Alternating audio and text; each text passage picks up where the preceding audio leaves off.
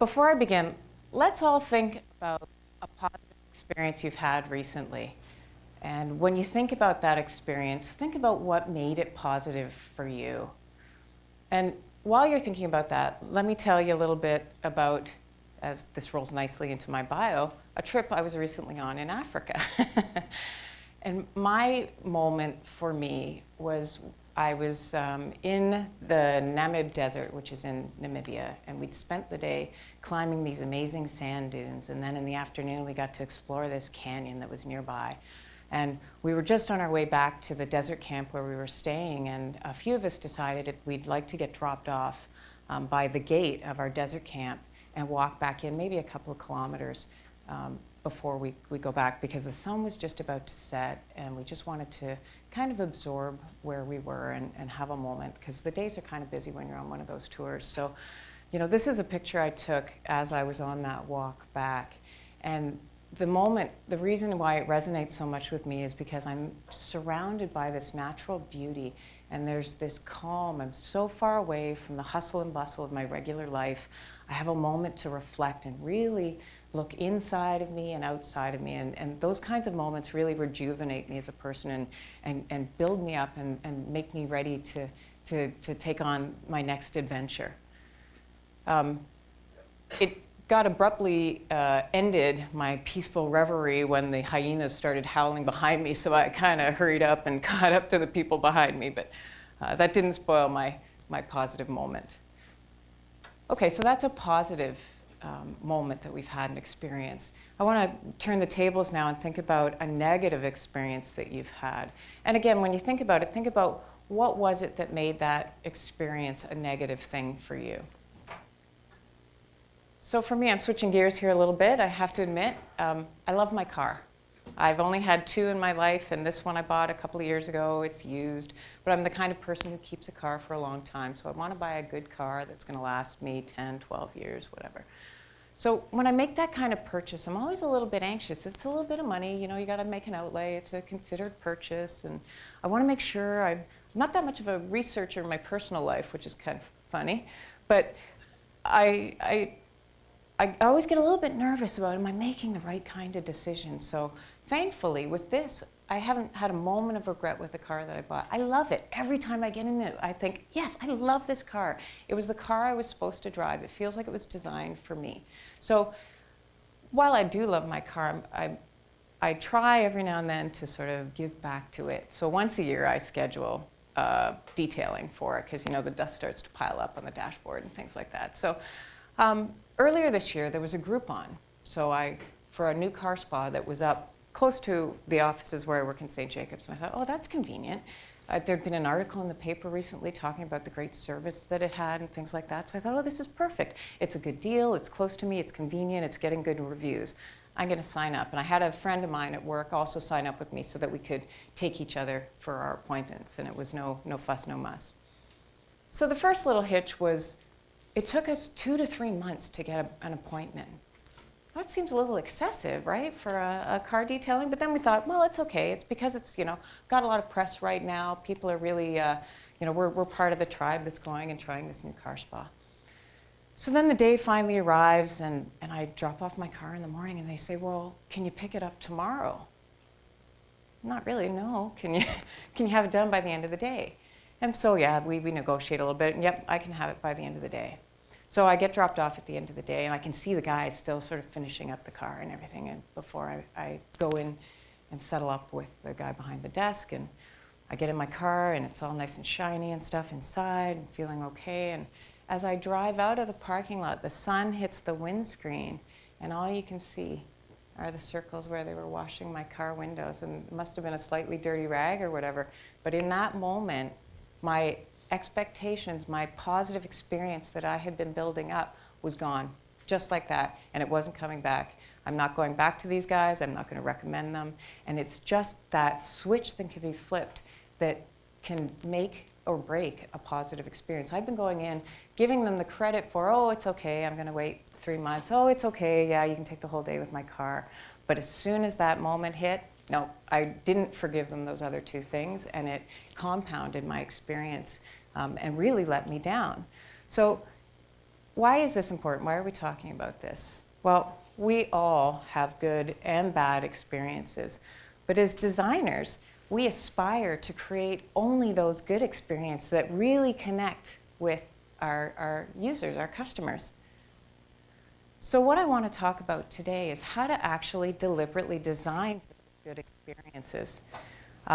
It's not by accident, it's not magic, it's not a little pinch of Steve Jobs here and some pixie dust over here. You can actually deliberately design these things. And what I want to do is walk through an approach we use at Quarry and show you a couple of tools and some examples of how we actually get that done so that the entire design team that you have, and when I say design team, I'm talking about brand strategists, customer insight people, UX designers, visuals designers, copy designers, code designers, everybody who has an impact and an influence on that experience, to have a shared understanding and a shared knowledge of the kind of experience we want to create before we even start designing it. So that's what an experience design strategy can do for you. So we're going to walk through that. And it's going to be fairly high level. There's lots of details that I just don't have time to put in. So if you have any questions afterwards, please feel free to come up and ask me. We've heard a lot over the last couple of days about how important it is for the customer experience to actually map to the business. And how do you, when asked, justify the spend on customer experience and design? And sometimes it's been a little bit difficult to be able to do this. So I was really happy when I saw this tweet back in April by Harley Manning, who's the VP of Customer Research at Forrester. Customer Insight Research at Forrester. And he and another guy did this thought experiment. I'm not sure if anybody's heard of this. They did a thought experiment where they invested the same amount of money in the top 10 companies from their customer experience index, and then they invested the same amount in the bottom 10 laggards from that customer experience index. And over a 6-year period, you can see here, the stock performance for the customer experience leaders went up 43%. And those laggards, it went down almost 34%. That's significant.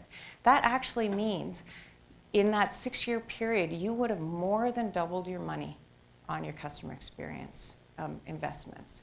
So what that says is, if we take a step back, we're always looking at our KPIs and things like that and trying to get down into the nitty-gritty. But if you take a step back and look at something like this at the macro level, it really shows that the investment that we make in customer experience is noticed, and it's noticed by people who are buying your stocks. So let's start by thinking about what are some of the foundational dimensions of an exceptional experience. So at Quarry, we like to think about this in 3 different ways. We talk about relevance, resonance, and flow. And what I'm going to do is I'm just going to give you a brief definition of what we think those things mean to us, how we use them, and then afterwards I'll go in and we'll dig a little deeper into each one of them. So hopefully nobody's hung over or anything this morning, because we got a couple of those weird flows. So for us, relevance, and we like to put them into 2 contexts. One from our designer perspective, and then what's the outcome that's desired for our customers. So let's just look at this one, relevance, what it means for our designers, for us. So we're deliberately focusing the design of the experience on a particular group of customers and their particular set of needs and goals. Seems pretty reasonable. We've been talking about that all weekend, haven't we? And what it means for our customers. It speaks my language and in some ways mirrors a lot of things about me. It gets me and understands what I want to accomplish. So that's relevance. That's really understanding who you're designing for. Let's take a look now at resonance. So for us, our goal is to create an experience that connects at both a rational and an emotional level with our target customer. So the rational side is, can it actually do what I need it to do? Does it have the features and functionality to allow me to accomplish my task? But it's that emotional level. I think, Larry, it was you who had the triangle with the meh line on it. And if you just focus on those functions, you're never going to get above the meh. But if you start thinking about the emotional outcome of your experience right from the very beginning, that's when you can get above that line and achieve an exceptional experience. So for customers, I achieved what I set out to do and actually enjoyed the steps along the way. It's the kind of experience I'd recommend to a friend And don't we all want our products to be recommended word of mouth? Isn't that one of the best ways to go? So that's resonance. And the last one now is flow, and that's like the last weird Zoom like that. So what this means for designers. So our goal is to create a seamless experience that ushers the customer from their very initial interaction through to the achievement of their goal without interruption. So no funny little thing that makes you stop and realize, oh, I'm in the middle of something and I've just been disrupted somehow. So for the customers, it felt effortless for me to accomplish what I set out to do. It felt familiar and matched how I thought it would work. So that's important, right? It matched how I thought it would work. So that's what we mean when we talk about flow. And when we think about all of those things all together, what we try to do is at the very beginning of an opportunity, a design opportunity, is think about these three dimensions and really try to achieve high marks in all three of them. But along with that, actually achieve a nice balance between them all so that it's not one over the other. You're not compromising in any way, but you're creating a nice, cohesive, integrated experience that really connects with your customers. So let's dig in a little bit deeper into relevance. So again, relevance was designing for a particular set of people with a particular set of goals and needs. So how do we do that? We have a design principle, may look familiar to some, design for someone, not everyone. And I'm just wondering, do we have any football fans in the crowd? Do you guys identify with him? My wife's from Green Bay. Oh, there you go. Where's your hat? This guy is obviously passionate about football. He has motivations that I just don't have about football. He's willing to paint his face and dress totally in green and gold and put a cheese hat on his head. So, you know, if we think about zooming out and designing for everyone in this instance, imagine if we zoomed out to the entire football stadium where this guy is, and we had to design an experience for the football stadium. How different would that be if we actually zoomed back in and stayed with this guy and his tribe? Imagine how much more defined the experience we could make for them and one that really connected with them. So that's what we mean when we talk about design for somebody, not everyone. And what tool do we use? No surprise, we use personas. How many people here are using personas? That's great, and it's so great to see it. I'm happy that it's becoming such an integral part of our process because they're so powerful. What I want to share with you here is the way that we at Quarry think about personas, and I'll unpack this a little bit because it gets a little heavy. So personas need to represent particular motivations, attention, relevant to a particular field of experience from a particular strategic perspective. So let's just take that one line at a time. So particular motivations, attention. People are complicated. Nothing is ever black and white. There's never really an either-or option in the real world for us. But when companies go to design products and things like that, sometimes they actually have to compromise and pick one motivation over the other, which then forces the customer to also compromise. So what we like to do in our personas is actually identify those tensions and motivations so that we can then start to figure out how can we resolve those tensions in a way that work for everything so that it doesn't necessarily mean a compromise in the end. And the personas have to be relevant to a particular field of experience. And when we say field of experience, we're talking about their values, their beliefs, and their experiences in a particular context. So for our cheesehead, it's got to be all about football, right? If we designed a baseball thing for him, it's just not going to hit the mark. And then from a particular strategic perspective, that brings back in that business model, business element.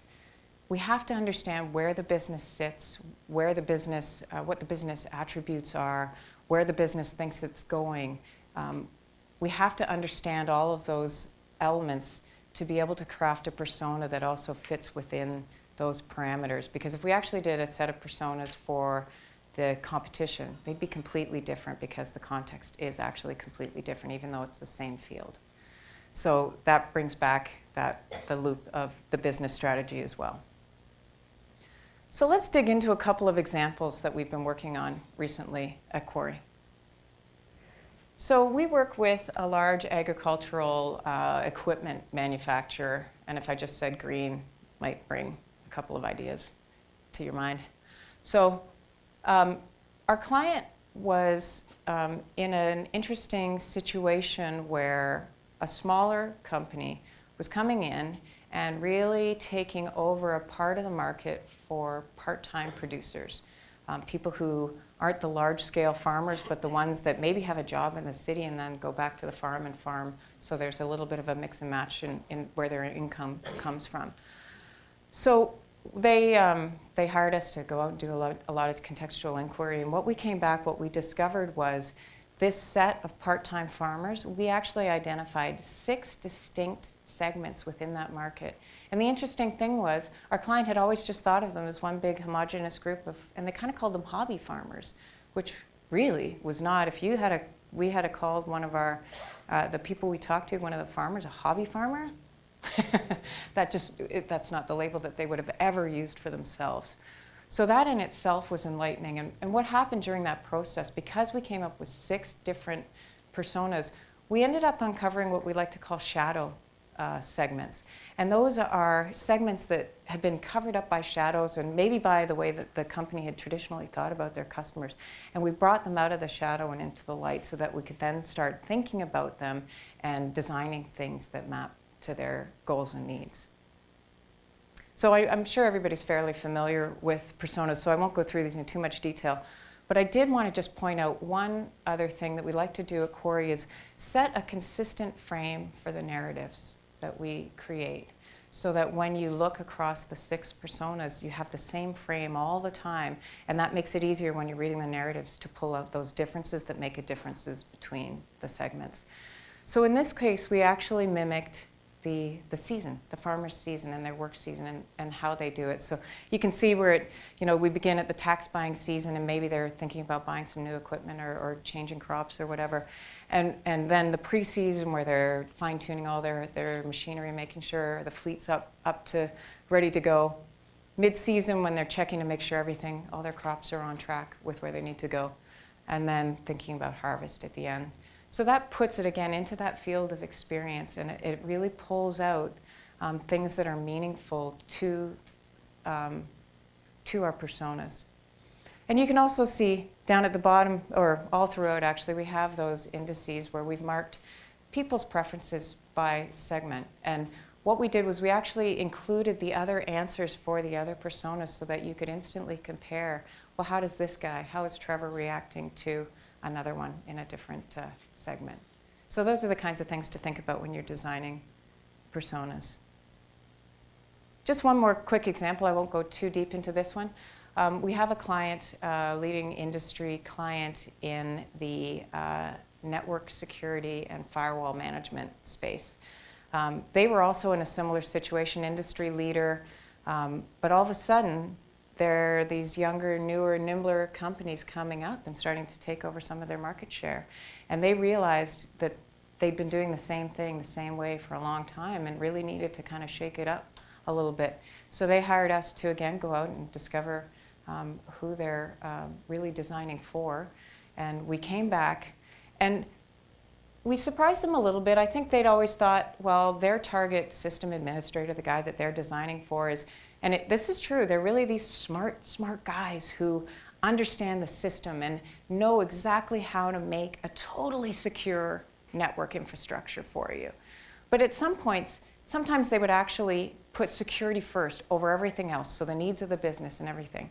And what we discovered was because of this change that we were trying to make with our client, we need someone who had a bit more of a balanced approach. So this guy, Justin, he's all about efficiency and helping himself to be able to do things efficiently, to make his job easier and his team's lives easier.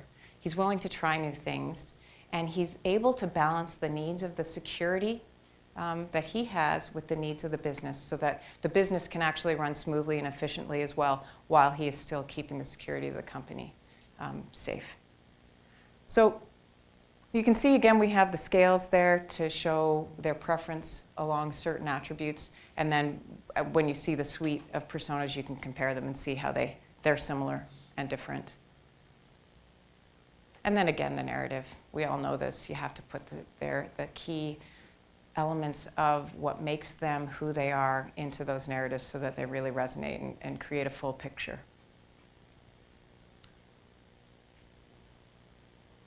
So that was relevance. Let's move on now to resonance. And resonance is about creating that both rational and emotional connection with your customer. So how do we do that? Well, we have to design the experience and not the functionality, not just the technology. And that's that discussion that we had earlier. And this is an old ad from Apple, but it perfectly embodies this statement. You know, this is an ad for a music player, an iPod, or whatever version it was called back then. But there's no mention of how much storage there is on it, no mention of any earbuds or any new bells and whistles or whether the edges are curved or anything. It's really all about how immersed she is, how totally consumed she is by the experience she's having listening to the music. And you know that music is super loud, right? So that's a great example of designing the experience. So what tool do we use at Quarry to do that? And you guys might use something very similar to this. We call it an experience compass. And an experience compass explicitly defines the emotional responses that your target audience should feel after they've engaged with your digital experience design.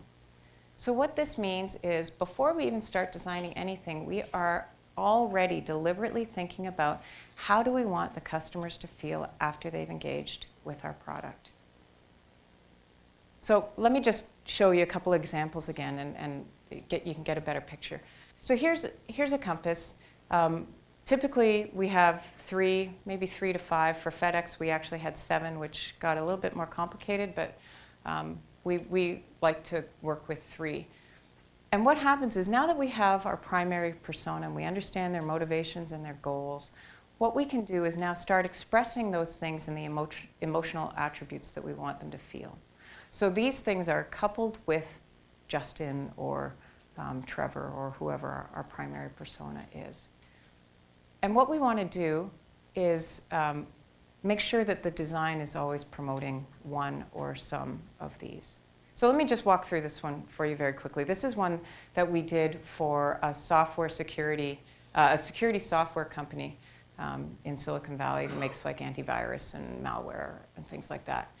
And they had a group of customers that was very important to their business, but who they never actually reached out and had an explicit relationship with, which is kind of an interesting situation. So they asked us to create an experience just for this segment of their market. So typically in the security software industry, the way that they approach some of their branding is a little bit heavy-handed. It's a little bit of fear-mongering, you know.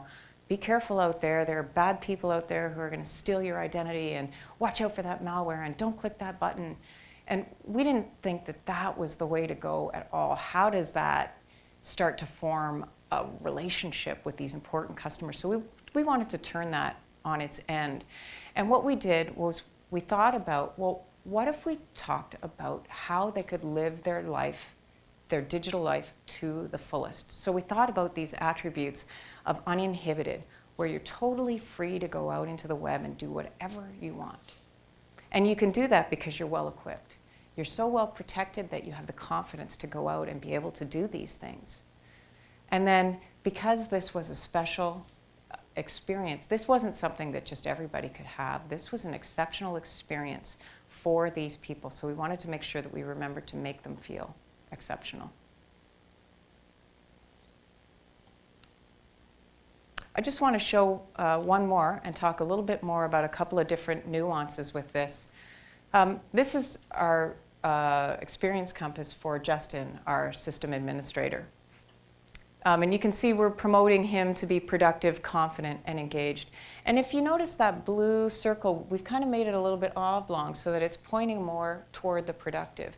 And what we want to do with that is say, in some cases, it's actually better for you when you're trying to make some design decisions along the way and you have an opportunity to make them feel more confident or more productive. That oblong circle kind of says, always lean toward the feeling of making them feel productive rather than the other two. Not that the other two, you don't want to diminish them or exclude them, but think more about being productive. So you can see how this starts to get nuanced when you've got a couple of really good options in front of you and you're trying to make some trade-offs. You can think about it in this way. And then the last little piece about an experience compass I want to talk about is, these are just 3 words. And we all know that words mean lots of different things to different people. They can be interpreted in different ways. And what we're really trying to do is get rid of that singular interpretation by the multiple people on a design team. So we always make sure that we accompany the compass with thick descriptions. And those descriptions are written about the primary persona and the way that we want them to feel in their field of experience in the context of using this. So it adds that extra context and gets rid of some of that, maybe a little bit of confusion or different ways of interpreting it. So I won't go through these all, but you can see that we've got thick descriptions for all 3 of those attributes for Justin. Again, it really just helps set that stage, clarify things that sometimes you just don't have the opportunity to think through on your own. So let's move into flow. This is our last little piece in our Venn diagram. And flow was all about creating that seamless experience from the very first touch point all the way to accomplishing their goal. So our principle around this is design, then build. So at this point, we're just still designing the experience strategy itself. We haven't done any sort of design yet. So let's think about how do we get to this idea of flow. And this is a common theme. Jody was talking about this the other day as well. A concept model is an extended metaphor that helps the design team understand both the design challenge and the desired direction of the solution. It helps ensure that individual team members are able to make choices that are consistent with the overall experience strategy. So again, I can't iterate this enough. It's about getting the entire design team on the same page so that you're making collective decisions that are still going in that same direction so that you have a really cohesive and integrated experience at the end. So this is not a new idea. I mean, we all know this. And we've been borrowing it from other areas. And I just grabbed this quickly off the web. It's if you've written a screenplay and you want to sell it, typically you have about 60 seconds to make that sell, or you're out of there. So you have to come up with some kind of quick way to really sell your idea to whoever you're selling it to. So in this case, you can see we've got Star Wars as the base, but Harry Potter scratched out over top of it. So if you said the phrase Star Wars for wizards, that's going to give people a pretty good picture right away of, oh, I get what you're talking about. Okay, tell me a little bit more. So that's the idea of a concept model. Give everybody a shared vision. And that's hilarious. You should look it up. The whole thing goes through. But let's talk about some concept models that we've actually created. So this is that project that we worked on for the security software company. And again, we wanted to create that experience of being uninhibited, well-equipped, and exceptional. And again, we were really trying to push the boundaries here from that regular corporate brand that they promoted elsewhere. We wanted to make this an exceptional experience. And the way we wanted to think about this is having people really out there in the world doing adventurous things. They're well-equipped. They still got their life jackets on and their helmets and things like that. But they're out there and they're doing it. And when we showed this to the client and got their buy-in, we realized that the power of this was more than just a behind-the-scenes kind of thing. And we actually took it as far as putting it on the site that we designed, just to make it explicit that this is a different kind of experience, and we want you to go out there and live your digital life to the fullest. But not all concept models should end up in your end product. I'll walk you through one more example. We're working with a new company in the financial industry that's going to change the way that bond trading works. And it's a complex area, I'm an English major, what do I know, right? So we were having some fun as a team trying to understand what that landscape looked like, who all the different players were, whether they were good or evil, and were they going to help us with this journey, or were they going to be a hindrance, or did we have to bring them along? So what we ended up doing was actually mapping the players in this financial field to the characters of The Wizard of Oz. And it was great. It really helped us figure out, okay, who's who? And so our client said at first, right on, I get to be the Wizard of Oz. And as we worked through it, we discovered, oh, whoa, whoa, whoa, we don't want to be the Wizard of Oz. That guy is just some man behind a curtain, and he's just pulling levers, right? He's actually not doing anything. So that would be a huge mistake if we actually designed an experience where we were the wizard. So what actually ended up happening is our client, who's this big, tall man with this big, deep voice and gray hair, he gets to be Glinda, the good witch. A little shiny tiara on. And because he's the one who enables Dorothy with the ruby slippers. And the ruby slippers is actually the platform that he was creating because it allows her to walk down the yellow brick road to the city, Emerald City. So those kinds of things, they're playful, they're taken out of the world of finance. If we had kept in that world and tried to just make sense of who these people are in the terms that they're talked about, I don't think we would have had this kind of breakthrough. And everyone on the team didn't need to be a financial expert, but we all knew now who was who and what we were trying to do. We're getting to Emerald City, guys. And we're not in Kansas. This is Technicolor now. And of course, there's no place for Dorothy or the flying monkeys in our interface at all. You know, our target audience is a very analytical group of people, very smart and deliberate. So that shows a little bit more of the sophistication of our audience. And just for time, I'm not going to whip through these ones, but we've used parks and houses, lots of things. You can pick any kind of metaphor and see how it works. And we engage our clients in this activity all the time, get them to actually help us choose which ones work, because then we've got their buy-in. They also have that same shared vision as us, which really helps us as you move along. So we've talked about relevance, resonance, and flow, and then what tools we can use to attain that. And really what that's helped us do is define who are we designing for, what their goals and motivations are, what kind of experience we want to have them have, how do we want them to feel after they've experienced our product. And then we've talked about what is that experience actually like, what's the flow that they're going to go through. So all of that stuff is well and good. Still a little bit kind of ethereal and over here. It's clarified lots of stuff. So I think there's one more step we need to take to help just ground that strategy in a little bit of the execution phase, so that when the designers hit the road and start designing, we're all clear on what we need to do. So there's just one more tool, and that's the design preferences and edicts. And design preferences and edicts are a set of explicit guidelines that help define what belongs in the experience and what doesn't. And when we say this, we're not talking about a style guide. This isn't a, keep a 10-pixel space around it at all. It's a blend of information that allows for freedom and prescription. And what I mean by that is the preferences are guidelines that help guide a designer when they're in a position where they have to make design choices between two good options. We give them directional guidance for how to choose things. If given the choice of option A or option B, choose B, those kinds of things. So they still actually get to own the design, but with the proper guidelines. And then the design edicts are really the do's and don'ts. It's important in your design strategy to actually be explicit about what is not included in your experience. And this was actually our design preferences and edicts for our software firewall management company.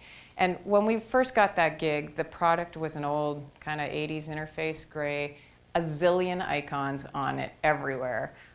The navigation had, I think, something like 27 layers of navigation. It was just this incredibly complex, dense thing. So when we started to think about what kind of experience do we want to design, we were being a little bit cheeky and saying things like no icons, no pop-ups, because they had pop-up after pop-up after pop-up, those kinds of things.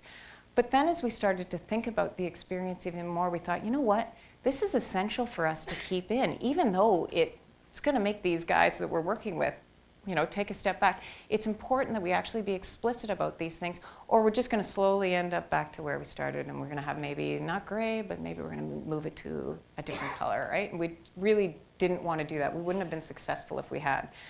So of course, when we presented this to the design team, there was some chuckling and some, how are you going to do that, right? But as we started to work with them and start designing the experience, there was this great transformation of when they actually internalized these preferences and edicts and started to police us. Hey, don't use that pop-up over there. What are you thinking? You know, you got to rethink this now. So that's when we knew that we'd really made a great connection with them, and everybody really was singing from the same songbook. So these tools can be really powerful when you put them all together, line them all up, share them with your client, make sure that they have a great understanding of the path that you're taking so that everyone is on the same page. And what ends up happening is everyone can now talk to anybody else when there's a design issue coming up with that same context in mind and be able to talk through it so that that whole entire experience is consistent. It also speeds up the process because everybody's already got some of these fuzzy areas already pictured in their minds now through the use of the 3 dimensions and the tools that we've talked about. And I just want to bring back, we've talked a lot about, you know, innovation and exceptional experiences and the opportunity, you know, the 60 to 80% of new products fail. And, but if you create a deliberate experience design strategy right from the start, those odds go down incredibly. You get past that med line and into something that you're deliberately creating that is going to connect and resonate with your customers.